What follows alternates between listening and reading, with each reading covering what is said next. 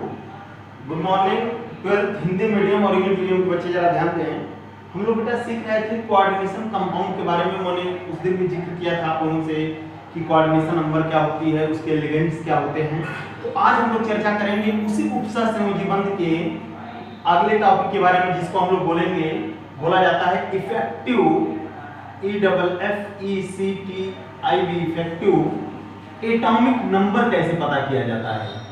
Effective atomic number किसी भी central metal के लिए कैसे पता करेंगे आप। उस केंद्रीय धातु के लिए अगर आपके पास कोई भी कोऑर्डिनेशन कंपाउंड दिया हुआ है तो उसके लिए आप इफेक्टिव एटॉमिक नंबर कैसे निकालेंगे, जिसको प्रभावी परमाणु क्रमांक कहा जाता है। इफेक्टिव का मतलब होता है प्रभावी परमाणु क्रमांक कैसे निकाला जाता है, जिसको हम लोग शॉर्ट में EAN भी कहते हैं।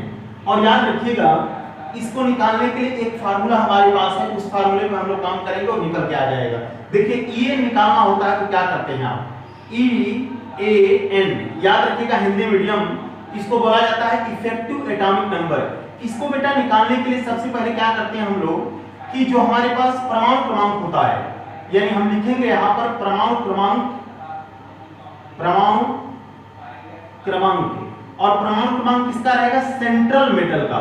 सेंट्रल मेटल का मतलब होता है केंद्रीय धातु, माइनस ऑक्सीडेशन मतलब ऑक्सीकरण संख्या, माइनस ऑक्सीकरण संख्या, जो उस केंद्रीय धातु की ऑक्सीकरण संख्या होगी उसकी बारे में बात हो रही है, यानी सेंट्रल मेटल की ऑक्सीकरण संख्या, और प्लस 2 into उपसह संयोजन संख्या, उपसह संयोजन संख्या, ये हमारा फार्मूला रहेगा। फिर से सुन लीजिए, EAN निकालना है हमें किसी भी कोऑर्डिनेशन कंपाउंड के लिए, किसी भी उपसह संयोजी यौगिक के लिए।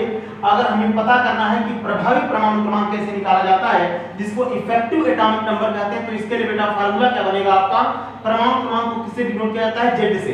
तो लिखेंगे परमाणु क्रमांक, परमाणु क्रमांक किसका देखोगे आप, सेंट्रल मेटल का, यानी सेंट्रल एटम जो बीच में आपके पास होता है।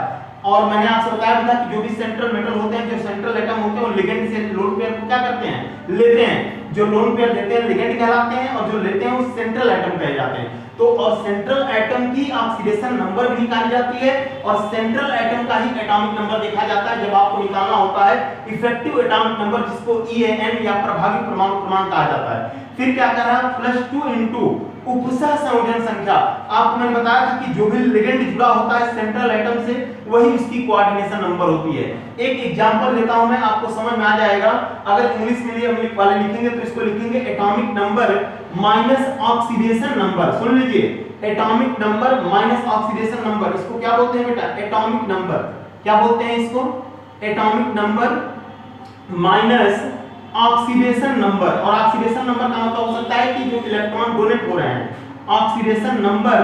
और फिर यहां पर लिखेंगे आप, सेंट्रल मेटल ही है, इनटू 2 तो ऐसे ही रहेगा, कोऑर्डिनेशन नंबर लिखेंगे आप लोग यहां पर, कोऑर्डिनेशन नंबर, कोऑर्डिनेशन नंबर। अब एक एग्जांपल मैं लेता हूं, आपको समझाने की कोशिश करूंगा, मैं जरा समझने की कोशिश करिएगा। एग्जांपल के तौर पे ले रहा हूं मैं K4FeCN6, और आपको अच्छी तरह पता है कि जो बड़ा ब्रैकेट होता है, जो स्क्वायर ब्रैकेट होता है, वही कोऑर्डिनेशन बॉन्डिंग की पहचान होती है, वही पहचान होती है आपकी कोऑर्डिनेशन कंपाउंड की। और मैंने आपसे बताया भी था कि अगर हम इसमें देखेंगे तो ये वाला हिस्सा आपका पार्ट यानी आयन कहलाता है। ये वाला हिस्सा बेटा सेंट्रल मेटल होता है आपका। क्या होता है ये, सेंट्रल मेटल, जिसको केंद्रीय धातु कहा जाता है। और मैंने आपसे कहा था इतना हिस्सा आपका कॉम्प्लेक्स आयन का रहता है। किसका रहता है, कॉम्प्लेक्स आयन का। और अगर मैं इसकी बात करूं CN की, तो यहाँ पर ये लिगेंड का काम कर रहा है। और ये भी बताया था मैंने, जो इसमें 6 लगा हुआ है, यही आपका कोऑर्डिनेशन नंबर हो जाएगा। क्या हो जाएगा, ये कोऑर्डिनेशन नंबर। फिर से ध्यान देने की कोशिश करिएगा कि अगर आपके पास एक कंपाउंड लिखा हुआ है जो कि कोऑर्डिनेशन कंपाउंड है, और इसका नाम होता है पोटेशियम, आप ये कह सकते हो पोटेशियम फेरोसाइनाइड के नाम से जाना जाता है। अभी मैं कल आपसे जब IUPAC नामकरण करेंगे हम लोग, तो सीखेंगे कैसे IUPAC निकाला जाता है इनका, जिसको international union of pure and applied chemistry कहते हैं। आप लोग ऑर्गेनिक में जो पढ़ते हैं, उसी तरह यहाँ भी IUPAC निकाला जाता है, कोऑर्डिनेशन बॉन्डिंग में भी। तो मेरे कहने का मतलब यह है कि ये आपके पास एक फार्मूला लिखा हुआ है, अब इसके थ्रू हम लोग निकालेंगे कि EAN कैसे निकाला जाता है। और मैंने आपसे कहा ये आपका सेंट्रल एटम है यहाँ पर आयरन, और सेंट्रल एटम का काम क्या होता है, लोन पेयर लेना। किससे, लिगेंड से। जो लिगेंड से लोन पेयर लेते हैं वो सेंट्रल एटम होते हैं, और जो लोन पेयर देते हैं वो आपके लिगेंड कहलाते हैं। इसमें आपका लोन Cn के ऊपर कौन सा चार्ज होता है, माइनस का। और ये भी मैंने बताया था कि अगर इस तरह से लिखा हो Cn तो इसका मतलब लोन पेयर यहाँ पर C दे रहा है। अगर Nc लिखा होगा तो इसको आइसोसाइनाइड कहा जाता है और यहाँ पर लोन पेयर जो होगा वो नाइट्रोजन देगा। और एक बात और ध्यान रखिएगा, मैंने आपसे कहा था कि जो एक लोन पेयर देते हैं, जो एक कोऑर्डिनेट बॉन्डिंग बनाते हैं, उनको मोनोडेंटेट कहा जाता है, जिनको एक दंतुर के नाम से जानते हैं। दूसरी चीज K4FeCN6 आपके पास लिखा हुआ है, इसमें हर चीज मैंने लिख दिया आपके पास कि कौन सी चीज किसका काम कर रही है। यहाँ पर आपका आयन का काम करेगा, आयरन यहाँ पर सेंट्रल एटम है, ये पूरा पार्ट आपका कॉम्प्लेक्स आयन है, इसमें Cn लिगेंड होता है और कोऑर्डिनेशन नंबर 6 होती है। अब बेटा इसमें हमको पता करना है कि EAN कैसे निकालेंगे। अगर आपको दे दिया जाए कि पोटेशियम फेरोसाइनाइड आपके पास लिखा हुआ है, बेटा इसके लिए आयरन के लिए आप EAN पता करिए, यानी इफेक्टिव एटॉमिक नंबर पता करिए। आप क्या करेंगे, सबसे पहले एटॉमिक नंबर आपको अच्छी तरह पता है, यहाँ पर लिख देता हूं मैं।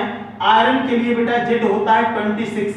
फिर क्या निकालना है आपको, ऑक्सीकरण संख्या। आपको मैंने बताया था कि अगर आप K4FeCN6 में ऑक्सीकरण संख्या निकालोगे Fe की, तो आप निकाल चुके हो पहले भी, +2 आती है, यानी 2 हो जाएगी। कैसे निकालेंगे, जिसका निकालना होता है उसका क्या मान लेते हैं, x मान लेते हैं। पोटेशियम की कितना रखोगे, 4 रखोगे, 4 + x रखिए, वो K4 है क्योंकि पोटेशियम की ऑक्सीडेशन स्टेट +1 होती है, 4 रख देंगे +x, और Cn को होती है -1, तो 4a + x - 6 बराबर क्या हो जाएगा, 0।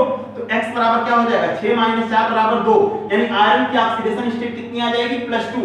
और उसके बाद 2 रखेंगे आप। फिर कह रहा है कि इसमें कोऑर्डिनेशन नंबर रखना है आपको। यहां से देखिए सेंट्रल मेटल का आपको पता चल गया कि आयरन का जो एटॉमिक नंबर होता है 26 होता है, यानी आयरन के लिए Z बराबर 26 आ गया। इसके लिए ऑक्सीडेशन स्टेट +2 आ गई, यानी 2 आ गई। फिर कह रहा है कि 2 * कोऑर्डिनेशन नंबर। आप यहां देखिए कोऑर्डिनेशन नंबर कितना है, 6 है। कितनी बार दे रहा है अपना लिगेंड, 6 बार दे रहा है, यानी ये लिगेंड जो है वो 6 बार अपना लोन पेयर दे सकता है, मोनोडेंटेट होता है। यहां पर कोऑर्डिनेशन नंबर 6 होगी। अब इससे हम लोग निकाल लेते हैं, तो क्या रखोगे, परमाणु क्रमांक कितना आ रहा है K4FeCN6 में, यहां पर रखेंगे आप 26। फिर कह रहा minus oxidation number of central atom. Oxidation number कितना निकाला, 2, और +2 * बेटा कोऑर्डिनेशन नंबर कितनी आ रही है, 6 आ रही है। अब इसको हल कर लीजिए आप, 26 - 2 बराबर 24, और 24 और +12 बराबर कितना आ गया, 36। यानी K4FeCN6 में Fe के लिए जो हमारा आ रहा है EAN, इफेक्टिव एटॉमिक नंबर आ रहा है 36 निकल के आ रहा है। याद रखिएगा, बहुत इंपॉर्टेंट है, फार्मूला को केवल समझने की कोशिश करिए। और ये देखिए कि इसमें कोऑर्डिनेशन नंबर कैसे निकाला जाता है, उसके लिए सेंट्रल एटम क्या है। तो जब आप इसको जान जाओगे तो आसानी से इसको निकाल सकते हैं। तो सबसे पहले क्या किया करिए आप, आपको फार्मूला देना है कि atomic number of central atom minus oxidation state +2 * coordination number, ये फार्मूला रखेंगे। मैंने देखा K4FeCN6 एक एग्जांपल के तौर पे लिया मैंने, इसको पोटेशियम फेरोसाइनाइड कहा जाता है। इसमें हमने देखा कि पोटेशियम तो यहाँ पर आयन के रूप में है। दूसरी चीज, यहाँ पर इस बड़े ब्रैकेट के अंदर, इस स्क्वायर ब्रैकेट के अंदर एक कॉम्प्लेक्स आयन है, जिसमें कि आयरन सेंट्रल एटम का काम करेगा, जो सेंट्रल मेटल का काम करेगा।